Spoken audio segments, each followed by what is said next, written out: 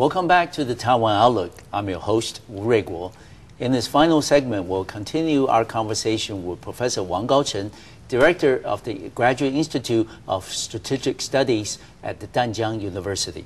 Kaocheng, we're going to start off with the tremendous progress that we have seen in relations between China and Taiwan since President Ma Ying-jeou took over the office.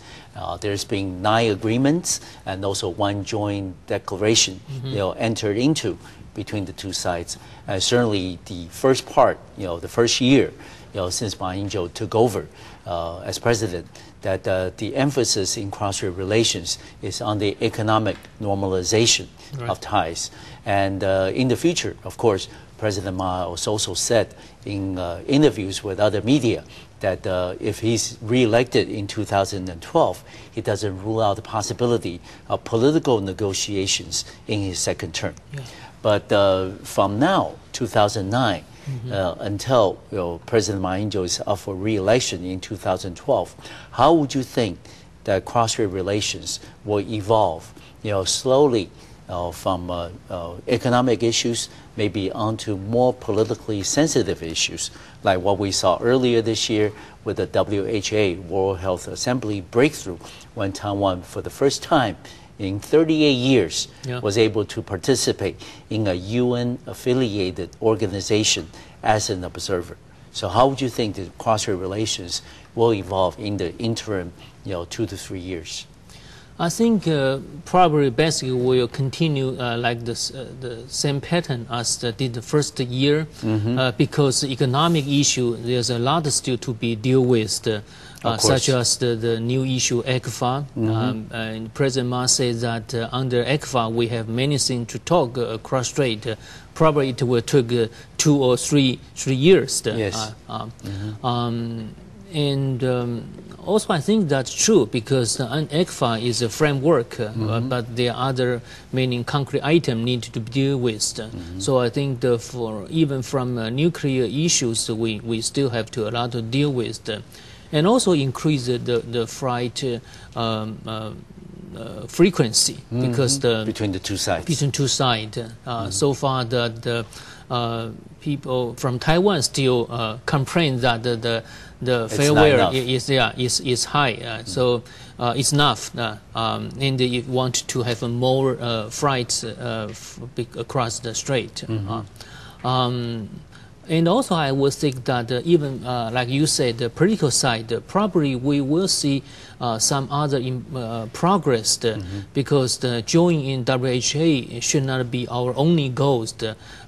Besides that, other international organizations or important international activities, Taiwan certainly also want to have the opportunity to join in. Of course. So I think following this example from the WHO case, Taiwan probably will continue to push the Beijing to allow Taiwan to have others cases to be enacted.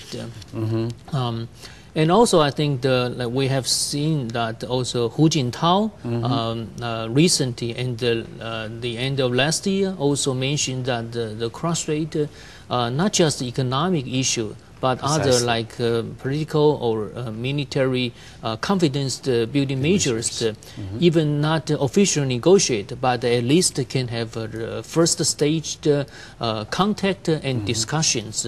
So I would see that during these years, after we have seen more progress in economic side, to have Taiwan's people more confidence on this development, maybe the two sides will also to have some at least discussion through the so-called track 2 by think tank and scholar to talk about these political issues. Explore the ideas first. Right. And you mentioned that the relations between Washington and Taipei have also improved since President Ma Ying-jeou taken over the office. And now with the improvement in cross-strait relations, how would you think the trilateral relations between U.S., China, and Taiwan will evolve in the coming years?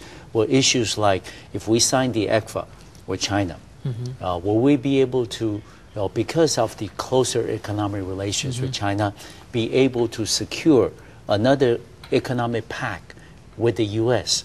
may not be necessarily called free trade agreement, but something close to like TIFA, trade and investment, the framework, agreement, something like that. Would you think that's more likely because of the improvement in relations with China? And how would you think the military dimension, would continue to buy arms, military hardware from the U.S.? How would that, because this is traditionally very sensitive with China, how would that impact the overall relations, not only between China and Taiwan, but trilaterally between the U.S., China, and Taiwan? Right.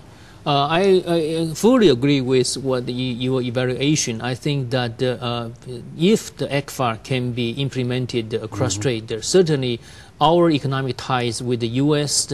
Will be much better, and likely to have more economic agreement between these two sides. It may not necessarily called FTA because it's a sensitive term. Yes, of course. But closer, I think investment and trade relation will be possible. Yes. From the military's arms sale, Beijing, even I observe, even with the improvement across trade, they still opposed U.S. selling weapons to Taiwan. And I would say that that may also continue to create a pressure on Washington to sell more advanced weapons to Taiwan. Such as the F-16CD aircraft, because one is from the Beijing's opposition, the other is the Washington may say that, look, the cross region has been improved, and Beijing has not caused intense military threat to Taiwan. Taiwan should not be able necessary to have those advanced military weapons, aircraft. So